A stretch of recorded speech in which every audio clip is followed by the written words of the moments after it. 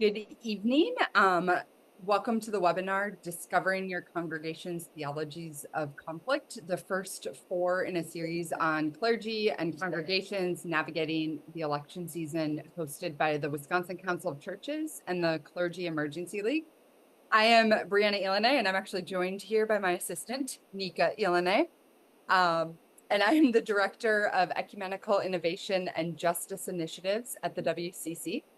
The election season can heighten pre-existing tensions and conflict in churches, but if we look at conflict from a theological perspective, we may discover God's presence in unexpected ways. This session will explore the unspoken assumptions that people of faith can have about the relationship between God and our human disagreements and skirmishes. It is possible to, or is it possible to be in conflict and yet remain connected? How do we assess, honey? We sometimes have conflict with our kids too. How do we assess theologies of conflict to understand and ourselves and our faith more fully?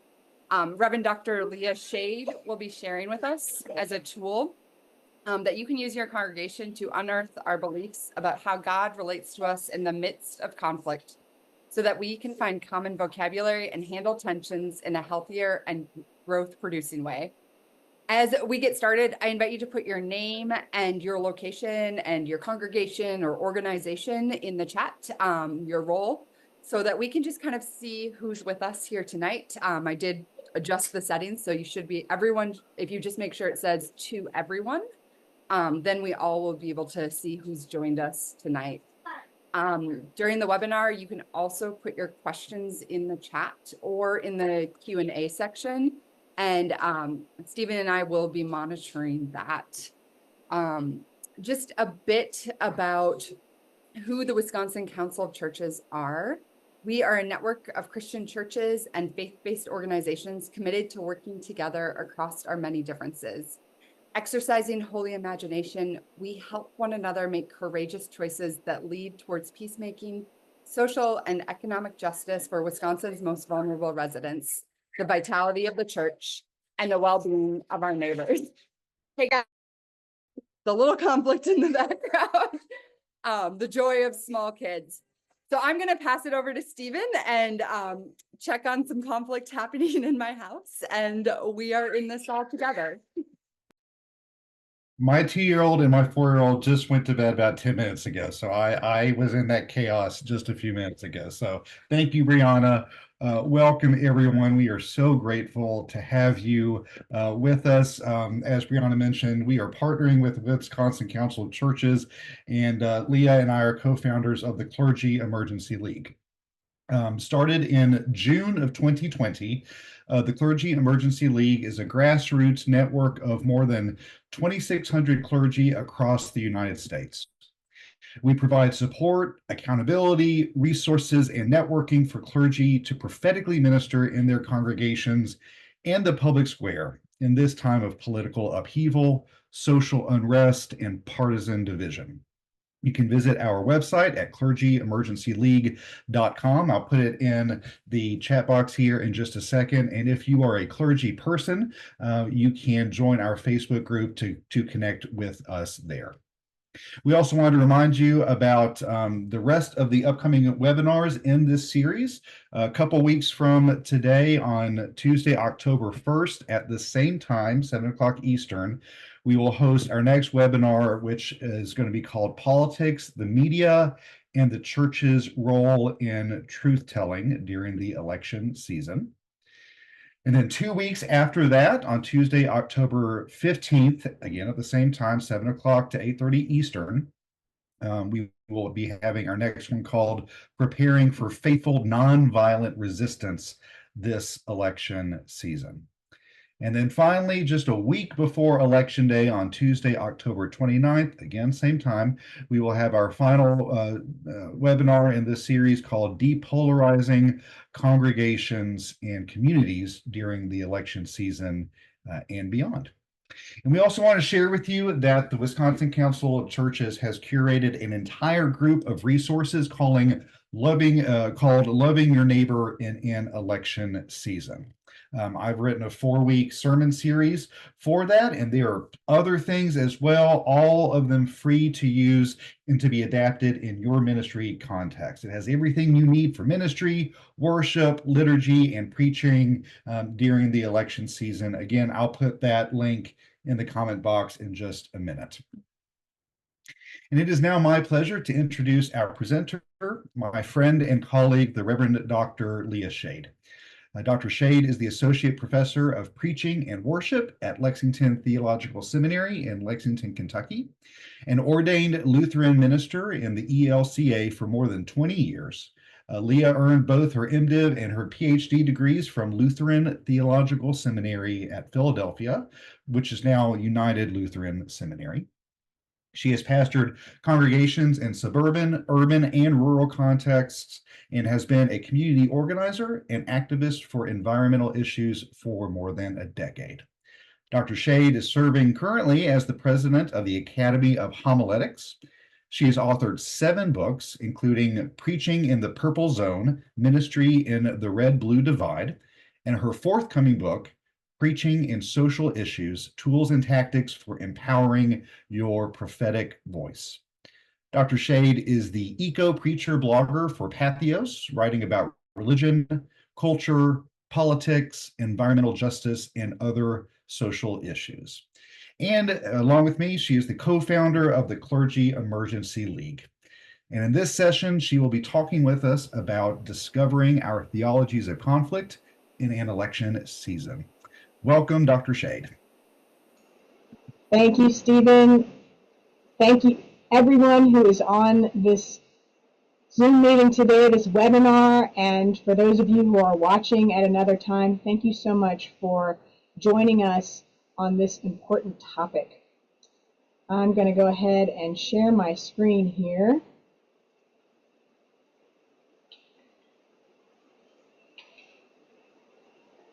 And as Stephen mentioned, I teach at Lexington Theological Seminary, and a bunch of books there, and they'll put some of those links into the chat. What I'm going to be sharing with you tonight is work that I did for the book Preaching in the Purple Zone, where I was thinking about how to help pastors and congregations navigate political tensions. And as part of that, I developed a tool called Discovering Your Theologies of Conflict. So that's what we're going to be talking about today. So in the chat, I invite you to put what kinds of issues are being discussed, either explicitly or implicitly, like maybe not in the worship service or but maybe in the parking lot. What are the kinds of things that are on the minds of your congregation? Maybe it's racial issues, maybe it's the economy, maybe it's the election coming up. Just go ahead and put some of those into the chat. And as we're thinking about those, as I was working on Preaching in the Purple Zone, I recognized that a lot of us work in churches or worship in churches that have both red state and blue state congregants. And how do we find that space where we can be church together, even with all of our different values and our different supports for policy issues in different directions? How can we find the space, or how can we create the space where we can be faithful to the gospel, faithful to what it means to be the church in this time, without splitting along partisan lines? Those kinds of questions are really interesting to me. So when we think about these different questions, there are implicit and explicit things that people ask. What does the Bible have to say about these issues? What do our theological traditions have to say about these issues, whether you're coming from the Reformed tradition or the Disciples of Christ tradition or the Lutheran tradition or the whatever it is? What is our theology? What do we bring to that? That's what we're really going to concentrate on today.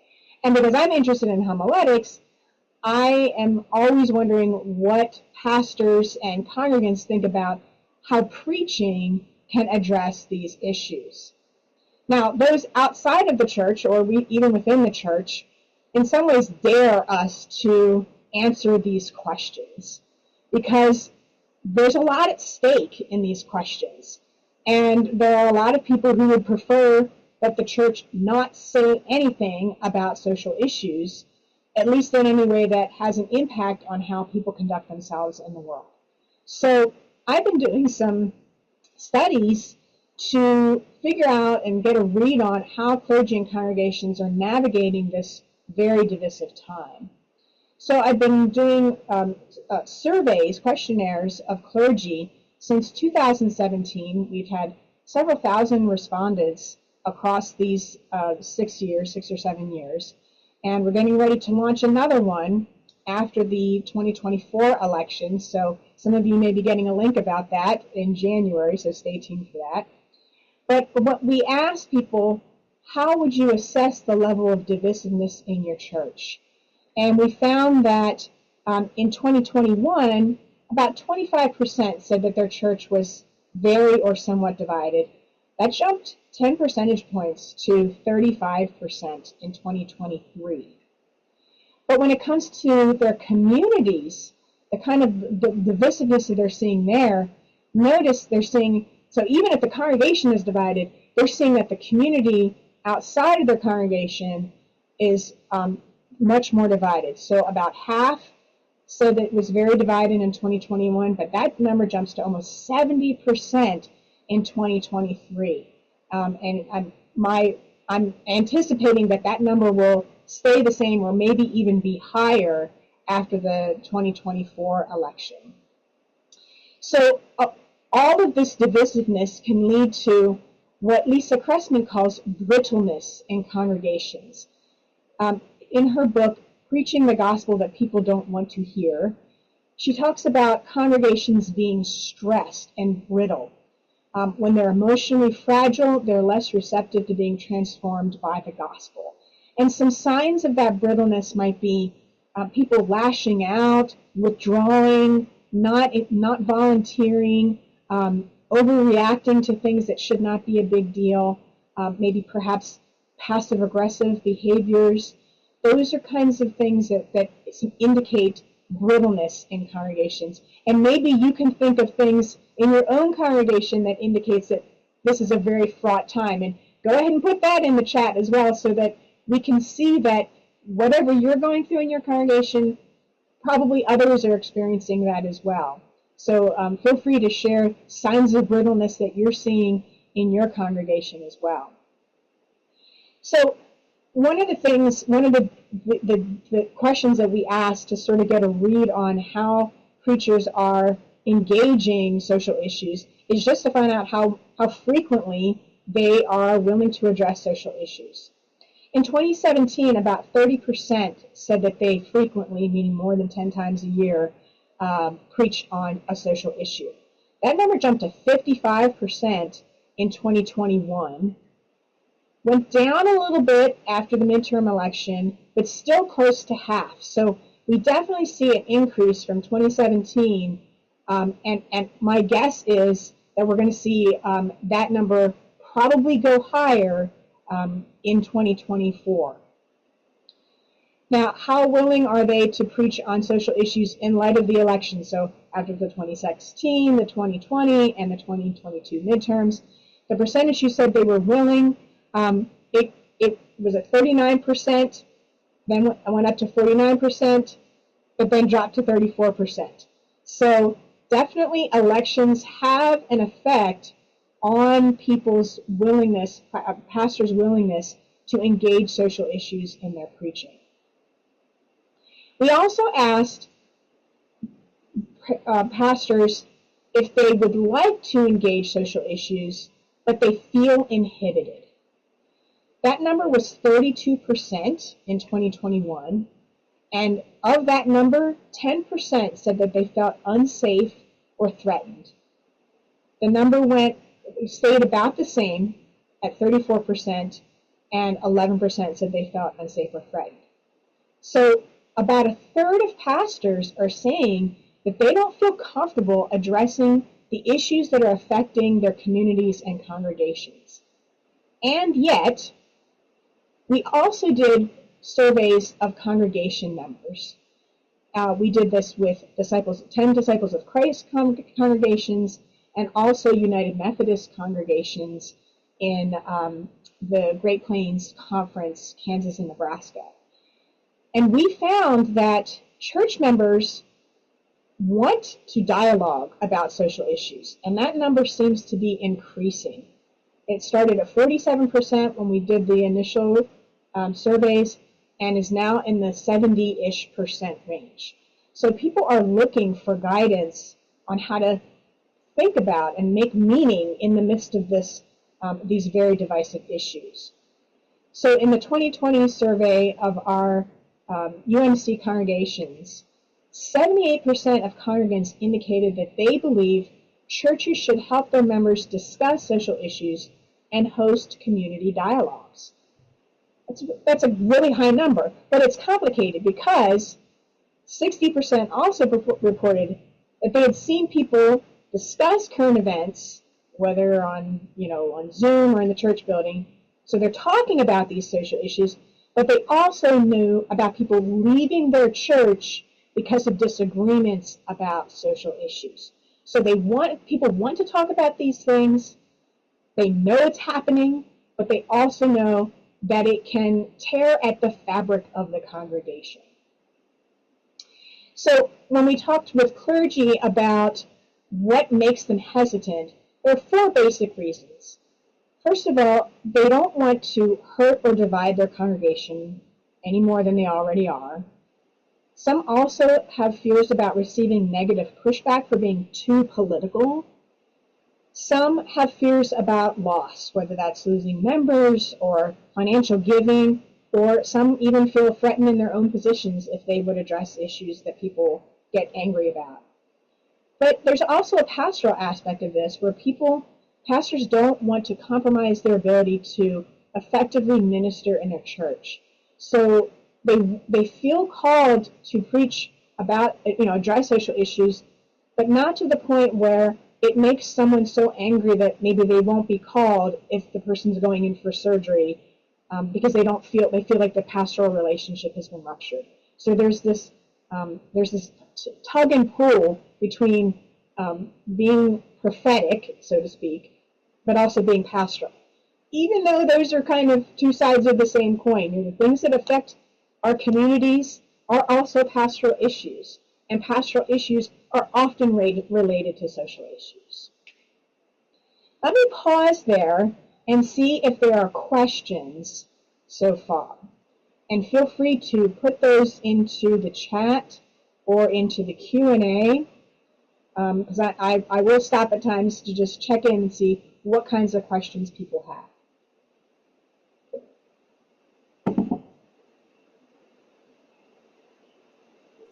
Leah, I've seen a couple comments. One said that there's fear about violating IRS laws. Some folks have commented that they have pastored churches that they would describe as Christian nationalist congregations. Others have said that they're with the mainline with the decline in mainline denomination across the board, that anxiety kind of feeds the political upheaval. Try to see what else. Any other questions for Dr. Schade? Yeah, so the thing about IRS violations, Brianna and I actually did a conversation about this, and I wrote a blog piece about it. I'm going to put it into the chat. What clergy can say and not say during the election season. And this has some really helpful, make sure I get it to everyone here. The bottom line is there's a wide range of what you are allowed to say in the pulpit, as long as you are not specifically telling people who to vote for, or collecting money for a candidate, or hosting an event where you invite one candidate but not the other. There has to be fairness across the board. but you are allowed to address social issues. You are allowed to encourage people to vote. That is perfectly fine to do. It's also okay to bring biblical scriptures or biblical themes and scriptures to the conversations about social issues, whether it is immigration or the opioid crisis or the climate crisis. Bringing those biblical frameworks about how do we love our neighbor, how do we care for the vulnerable, the least of these, that is permissible. You are not violating IRS laws if you address those things. So I've put that article into the chat, and also Brianna has put in that article, that conversation. She and I actually had a conversation. I did a little PowerPoint presentation, and feel free to share that with your congregants. But the thing is, it's more than just a law thing. It's an emotional reaction that people have. So even if you are within the bounds of the law, if people feel that you are doing things that are partisan, then they're going to be angry about that. So it's important to explain to your congregation the difference between partisan and political, because partisan has to do with Democrat or Republican. Political has to do with the original sense of the word. Polis is the concerns of the citizens. So anything that concerns people's lives and how we distribute our resources and how we live in community together, those are all on the table because the Bible addressed those questions as well. So having conversation about that can be really helpful. Stephen, was there another question that you saw? Yeah, we have one question since you did ask. This is from Marjo Anderson, and they said, how can we expect to have impact given the little bit of time we see them, I assume congregants, versus the huge amount of time that they are listening to news channels with the opposite message? Yeah, that's a great question, because there is, and I forget what writer said this, but there is a catechesis going on for those who are consuming certain types of media. So there is faith formation going on that is, hours and hours of being steeped in this. So how do we counter that? That's one of the reasons why I think it's really important for us to do more than just preach, that we need to engage in conversation, and we need to be intentional about creating space where we can talk about these kinds of issues in an intentional way. Because when people are being fed media, whether they're watching it or they're just doom scrolling, there is no interaction that's going on other than what they're, the emotional reaction. There's no chance to engage in critical dialogue or discussion or discernment. So the church can be a place that models what it looks like to engage in those conversations in a much more healthy and holistic way. And so one of the things that I'm going to talk about is how do we do this specifically with theologies of conflict. So I'm going to go ahead and go back to my screen share here.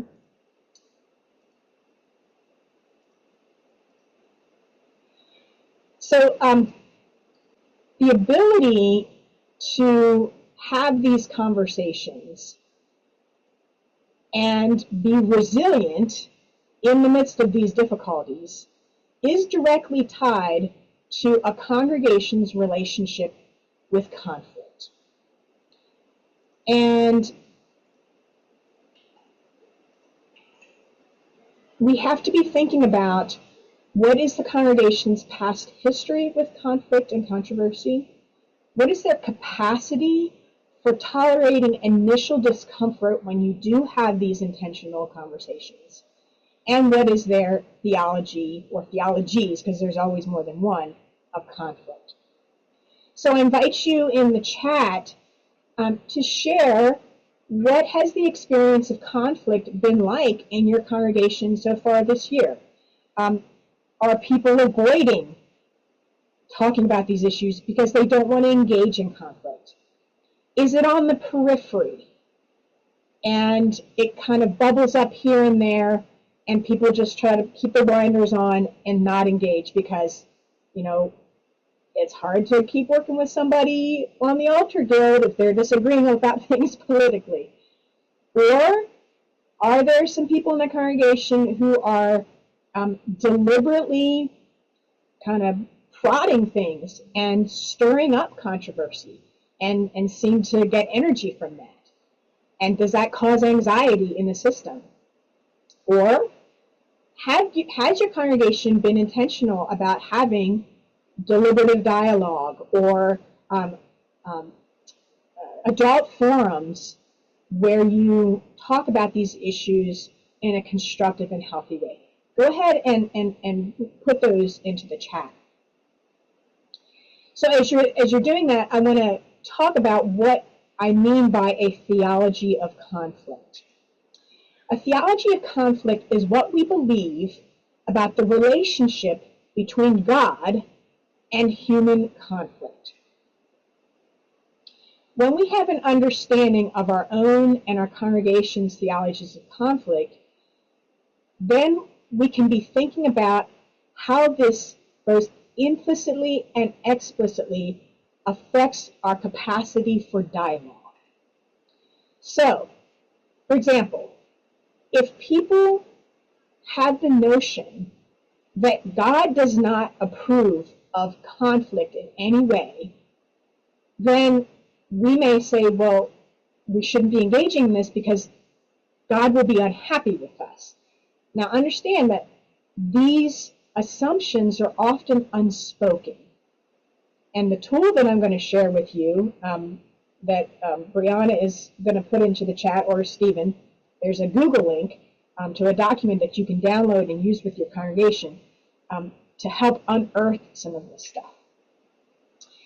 So we may worry that we're disappointing God or going against God's will if there's conflict in the congregation. But if we believe that God works in and through human conflict in order for God's will to be done, we may actually be more willing to enter into dialogue about a difficult issue. So in this worksheet on discovering your theologies of conflict, you're going to see that there are a number of questions to help you have these conversations. So the very first one right out of the gate is, when you consider the word conflict, how do these words describe, how do each of these words describe the way we think about the term? Is it about tension or disagreement or anger or creativity? Are there other words that people associate with the word conflict? So just kind of getting that out on the table. And then helping people think about, what are stories from the Bible about God and human conflict? And what do they reveal?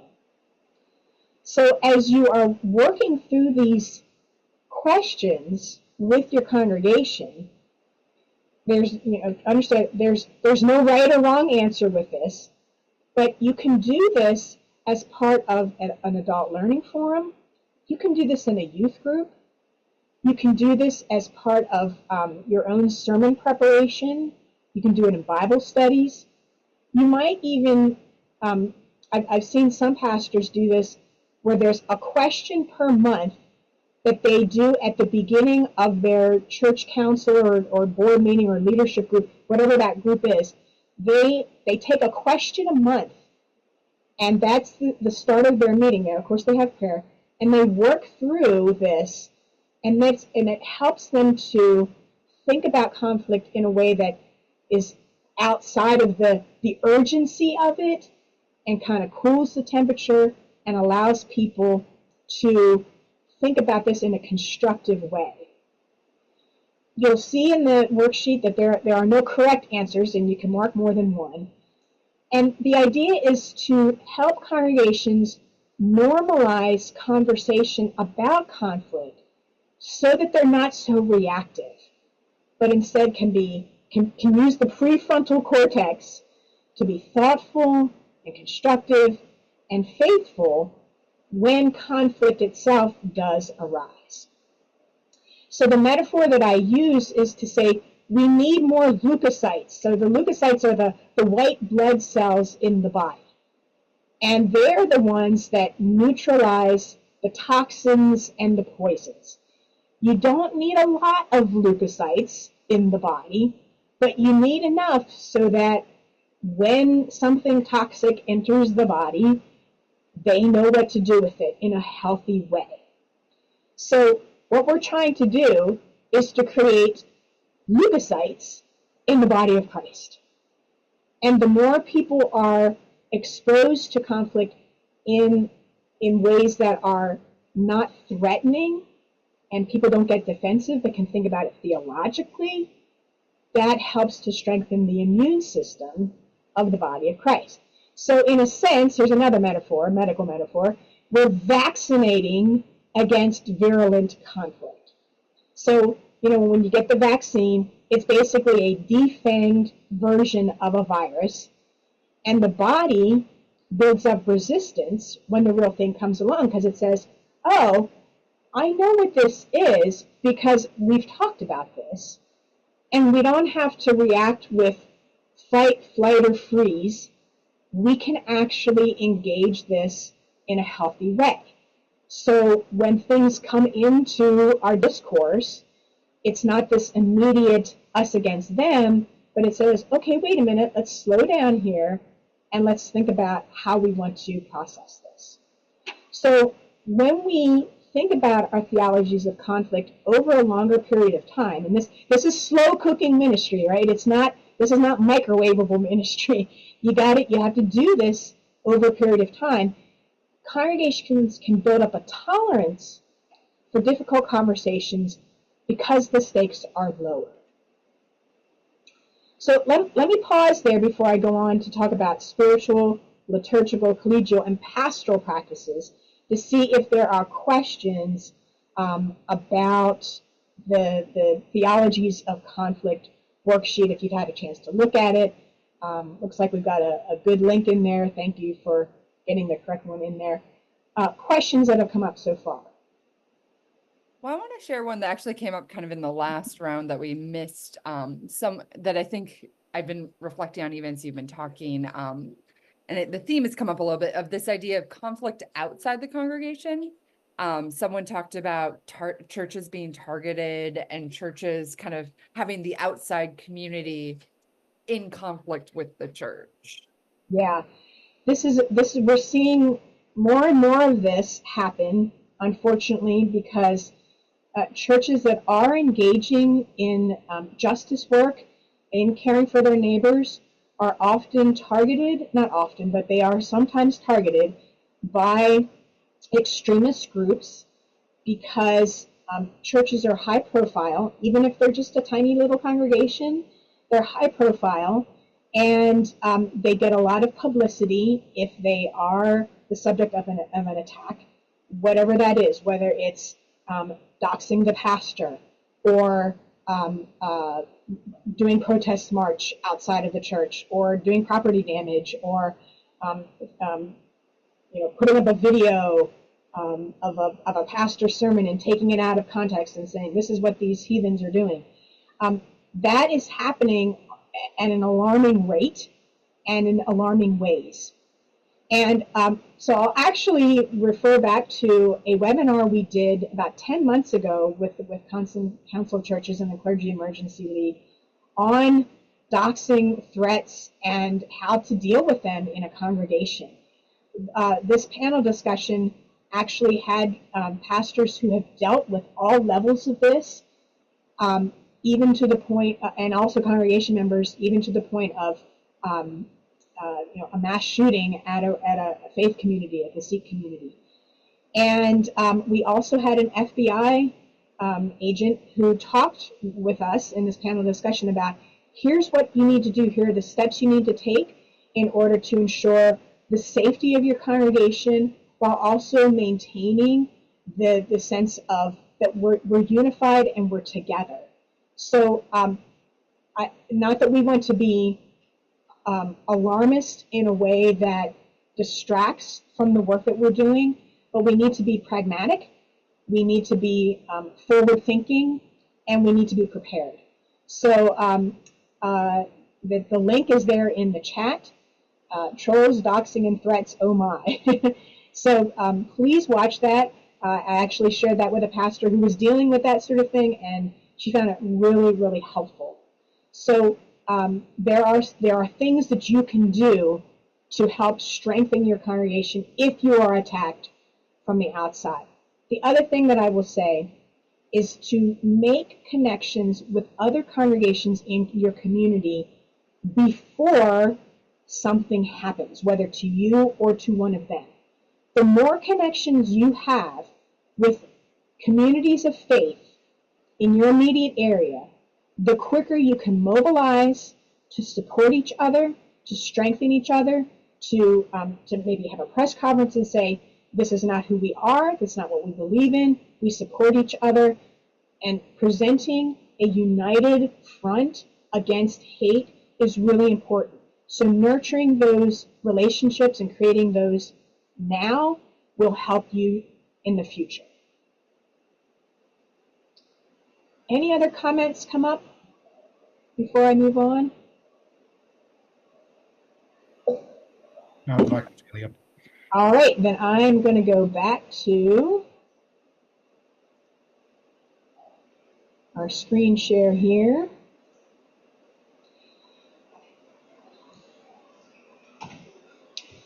So one of the things that I want to encourage you to think about is using the power of prayer and silence in your preparation for thinking about theologies of conflict. So we want to clear space in our hearts and our minds for that still small voice, as well as to receive the peace that passes all understanding. We want to be open to God's guidance, attuned to Jesus' presence, and focused on the leading of the Spirit. These attacks that can happen either internally or externally, there is a spiritual aspect to them. And so we need to be spiritually centered and connected to the divine power that will sustain us through this.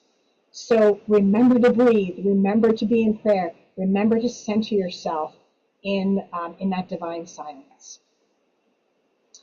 Another thing to remember is to connect to worship, ritual, and liturgy. We need to help our worshipers focus on God and God's relationship to the congregation, the larger society, and all of creation.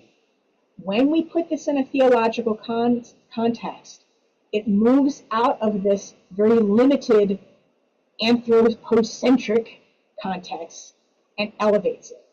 So we're going to think about how the elements of the worship service support the congregation's exploration of their theologies of conflict. If you are going to start engaging this, if you're going to have a session on this, or if you're going to start a series, you can have a worship service where you choose hymns and write prayers that speak to the theme of conflict as well as God's presence in the midst of this. And I want to give a shout out to my colleague, Stephen Fearing, who is an expert hymn writer and is actually doing his DMIN project on this.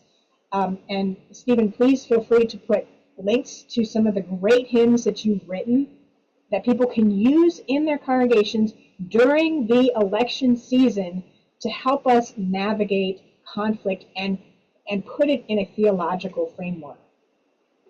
You can also, if you're in a tradition that has a ritual of confession and forgiveness or a litany of repentance, put that into the worship service as well.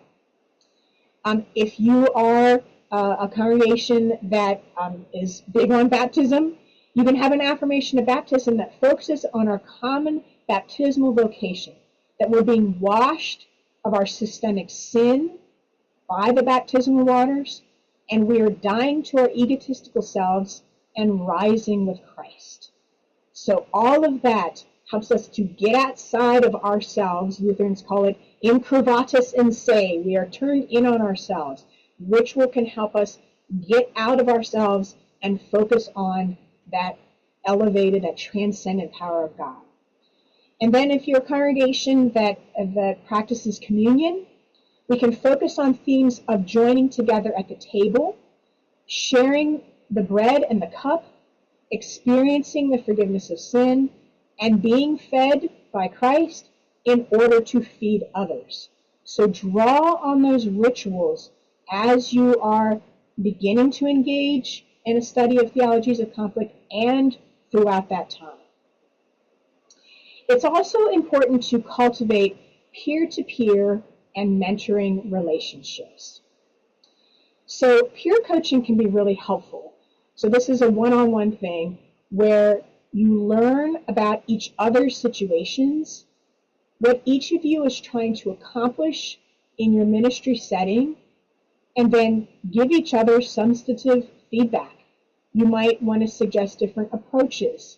And if they're going through a process, if they're thinking about the theologies of conflict, if they're doing this with a congregation, maybe two congregations can do this at the same time, and the pastors can be in conversation to give space for critical reflection about that. And if you have a mentor, you can ask the mentor to accompany you in this process, to give you opportunities for structured feedback, critical reflection, and prayerful support. It does enormous things for your spiritual, mental, physical, and emotional health to know that there are people out there who are cheering for you, praying for you, pulling for you, and advocating for you, and also holding you accountable so that we are not in this alone. One of the things that is most dangerous as we're going through these difficult and divisive times is the sense of isolation. If we fear that we're by ourselves in this, then all kinds of negative things start to pile in. We feel depressed, we feel exhausted, we feel angry and resentful, and all of that brittleness can happen not just in the congregation, but within ourselves. So having connections with our peers and with a mentor can help to counter those negative effects.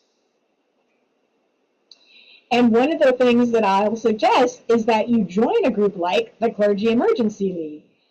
We started more than 4 years ago, and we have a network of thousands of pastors across the U.S., and we do these kinds of webinars, we do Zoom check-ins, we have weekly Bible study, we have resources on our website, we've got a Facebook group where you can put a question out there and ask for feedback. So I definitely encourage you to avail yourself of this opportunity, especially if you're in a community where you don't feel that the pastoral collegial connections are strong, or even if they are hostile toward you. So what we found is that pastors in communities that don't have those connections, or that maybe actually are attacking them, even by fellow pastors, they find that the Clergy Emergency League is a space where they can find people who will listen to them, believe them, help them with Bible study and sermon prep. So that's a national group that can help you with that.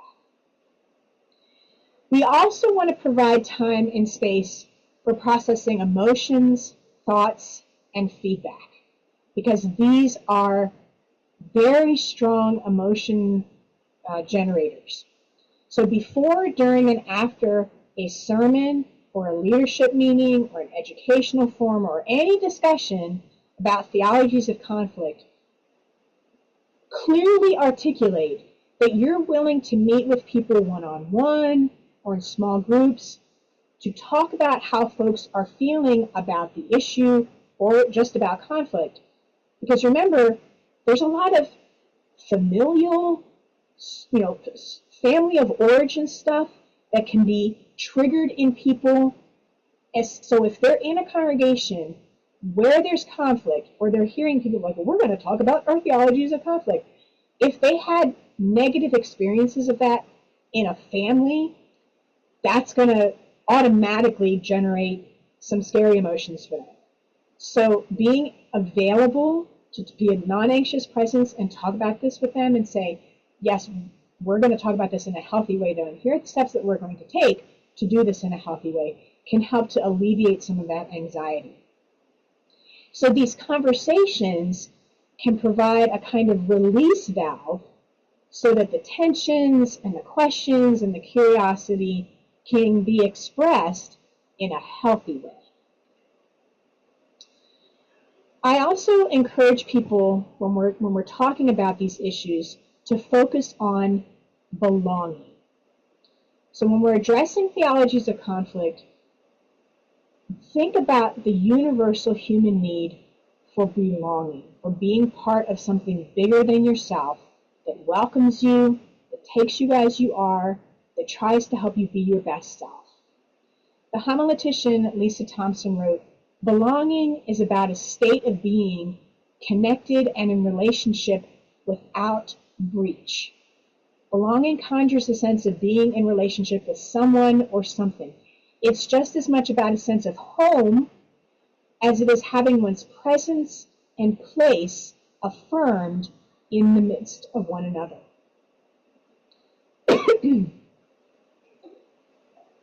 So we need to understand this yearning for belonging and name it as a core human need. Excuse me.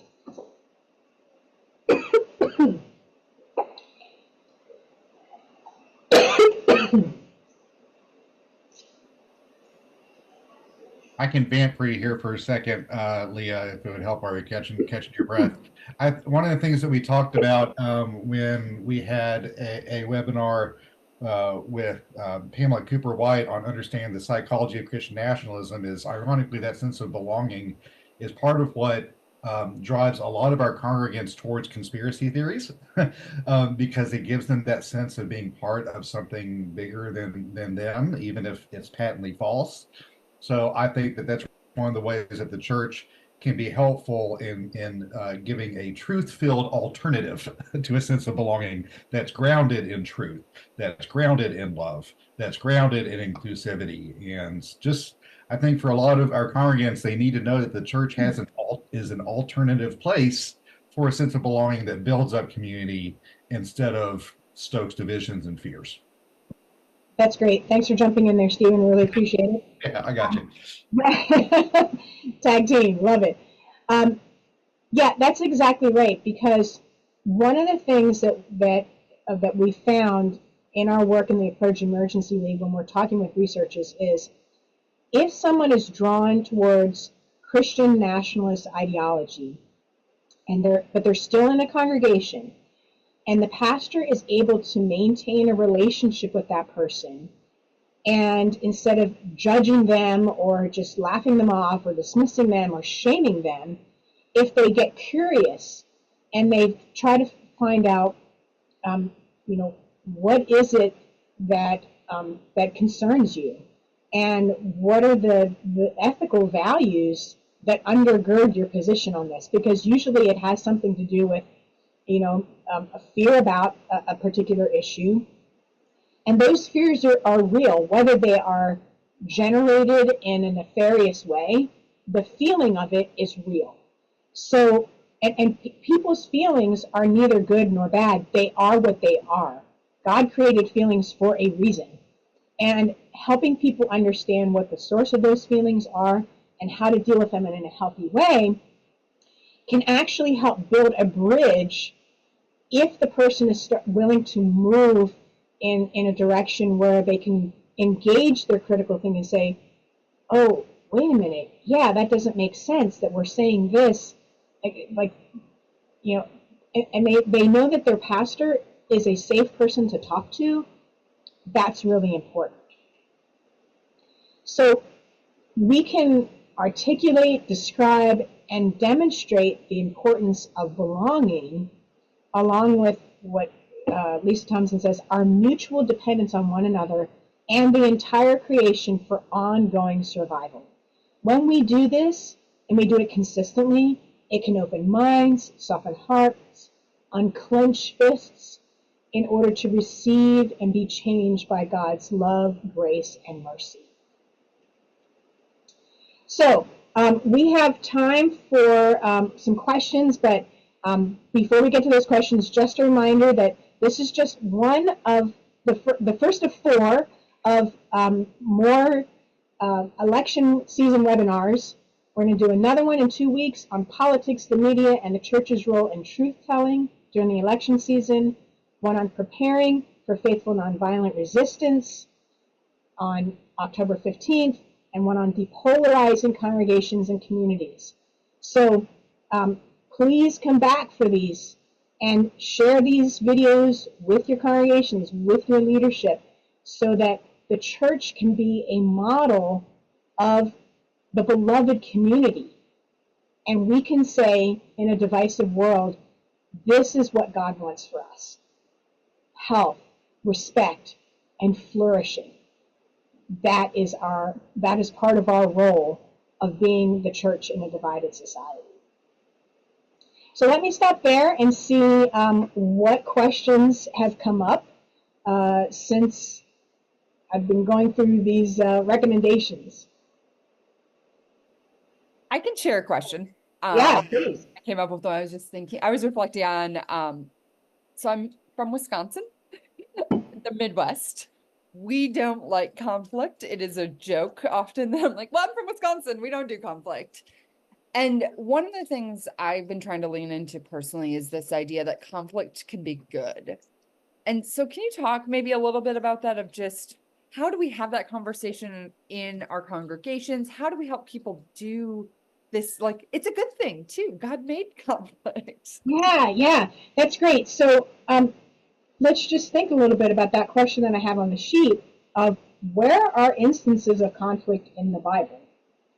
And people can go ahead and put them in the chat.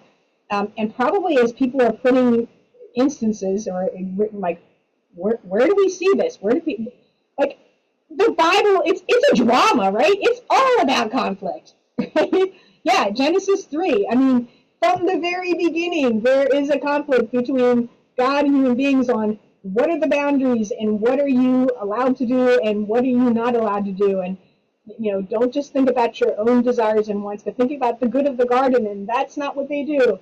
And yes, Jesus was in conflict all the time. And how did he do that creatively? The book of Acts is all about the community trying to decide who's in and who's out. How are we going to share our collected resources with each other and those most vulnerable? There are examples of conflict that's handled well and conflict that's handled disastrously. So sometimes the stories are prescriptive, like, let's learn from this and let's do what they're doing here. And sometimes they're just descriptive, like, this is describing what happened, but this is not how we want to do this. Let's learn from their mistakes. So once people realize, oh yeah, it's like the entire, basically all of Genesis is one huge family conflict after another. There's all kinds of dysfunction going on. Paul's letters to the church were written because there was usually some kind of conflict between the members. And how is he trying to guide them in this? So helping people normalize the idea that conflict is part of what it means to be human. If we were not in conflict, that would actually be a really unhealthy thing, because it means that we are too scared of our leaders to express ourselves, or we're too scared of each other to express ourselves, or we have been repressed for so long that we don't even have the capacity to think for ourselves. So, when you think about totalitarian societies, where any kind of fighting back or having an opinion is is so managed that there's actually like thought police. Like people report on each other for thinking bad thoughts and saying like that. We don't want to live in that kind of society. We don't want a society that's without conflict, because it just means that it's going underground in really unhealthy ways. So we actually want to engage in conflict because it just means that there's something that we're trying to figure out how to live in community together. That's not a bad thing. That's actually a really good thing. And we need to disabuse ourselves of the notion that conflict always equals bad. One of the things I've heard is Right. the idea that, like, when you think about a tire in the road, like the tire is actually in conflict with the road because it can't go down into the road, but you need that friction to move forward. And so I love that. I've sat with that one in moments of my Wisconsin self that's like, I don't like conflict. I'm like, friction to move forward. Well, that's great. And okay, so let's go with that metaphor a little bit. I don't want to stretch it too far, but okay, so so an exercise like the Theologies of Conflict worksheet is like putting some air in the tire, right? It's putting a little bit of cushion between the rim and the road. And if the tire starts to go flat, not only do you use a lot more energy to try to get anywhere, and it's just mushy, and so you gotta have a little bit of air in the tire. You have to have enough air. Now, if it's too much, then it explodes, and then you're back to the rim on the road, right? So you're trying to find that balance. But I think some churches are driving around with squishy tires, to be honest, right? And they're afraid. Like I remember when I was teaching my kids how to put air in the tires, and there's just like this hesitation, like, how do I know? Well, there's information on the car about what the PSI, pounds per square inch, how much you're allowed to put in. If you start putting more in than that, then that's not a good thing. But if you have less than that, that's also not a good thing. So you got to find what's the sweet spot for your congregation, and that is going to depend on what's their past relationship with conflict. What are some of the unresolved things that are going on, and what's going on in society. So having that can really be helpful.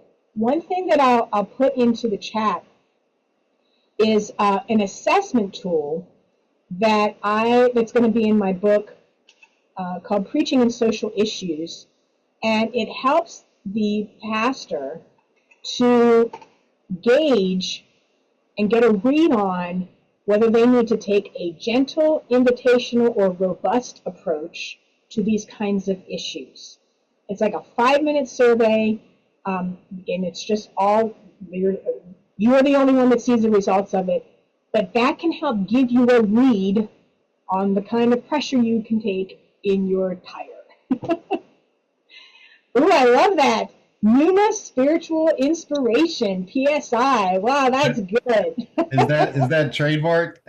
That's great. I love, Michael, that yes, air, spirit, breath, ruach, pneuma, beautiful. So Leah, one final question before we close out. First of all, thank you so very much for your time. And I was wondering, one final quick question. In my experience, when it comes to situations of conflict and changing our minds, stories move people much more so than information or data or whatnot. So in closing, can you share with us like a story in your life, in your ministries, where you've seen that sort of bridging of the divide or seeing things from another perspective? It can be big, it can be small. Like, can you close us with a little story, a success story that can give us some hope that this can be done, that conflict does not have to disparage and divide us? Yeah, so this is a story that it was so powerful and so formative for me as a pastor that it's in the book that's coming out, Preaching and Social Issues. When I was a pastor, an associate pastor at a church in Pennsylvania, I was sort of new to ministry, and I started an ecology ministry. And this was back in like 2014 when, no, I think it was even before that. Whenever Al Gore put out an inconvenient truth. So maybe like 2000, it was 2004, I can't remember. But when he put that out, our green team wanted to do a showing of this and invite the community.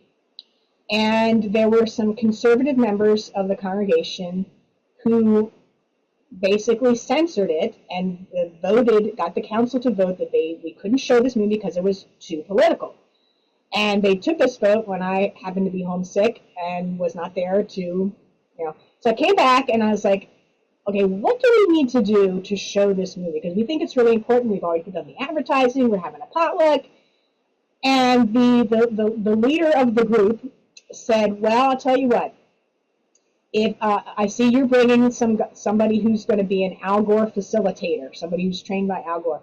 If you let me bring somebody from the Heritage Foundation to be the counter to this, and we let the two of them go toe-to-toe so that both sides are represented, we'll do it. And I said, deal. So he flew up a guy from Florida, from the Heritage Foundation, and what would have been a very small group of, people watching this film and having a nice little potluck turned into this like huge thing, and people who would never have watched the film otherwise came out because they wanted to see these guys go head to head. And it was, the place was packed. So we showed the film, and then afterwards, the Al Gore guy was like, I'm not getting paid to do this. I do it because I care about my grandkids. Here are the things that you can do to help stop climate change, that sort of thing. Heritage guy stands up, and he's like, we can't do this. It's about the money. And it was just, it was an awkward conversation. And afterwards, all the people flocked to the guy who's like talking about hope and what we can do. And the guy who's from the Heritage Foundation is sort of packing up his stuff all by himself, except for the few council members who, brought him there. And it was a little awkward and he left. But then the guys came up to me afterwards and they said, you know what, Pastor Schade, we didn't agree with anything in the film except for one, which is the need to protect water. So if you ever want to preach about water, you will get no pushback from us. I said, okay. So the next opportunity was the baptism of Jesus, that particular Sunday. So I preached a sermon about the sanctity of water. And we gave out water bottles with the church's logo on it, and I encouraged people to give up the bottle for Lent, meaning like disposable water bottles. And it was great. So that conflict turned out to be a really good thing for this congregation, and it helped to build bridges. So that's the story I'll leave you with.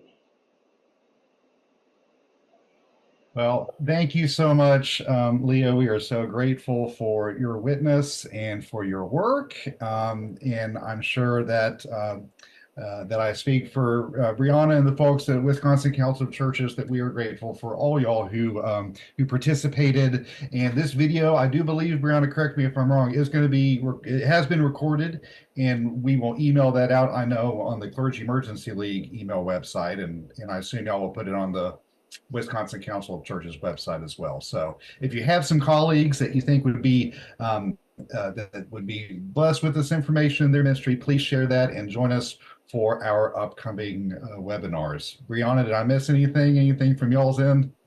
I was just going to say, someone asked about saving the chat. So I saved that and I'll clean it up a little bit and get it sent out. Just thank you guys so much for this conversation.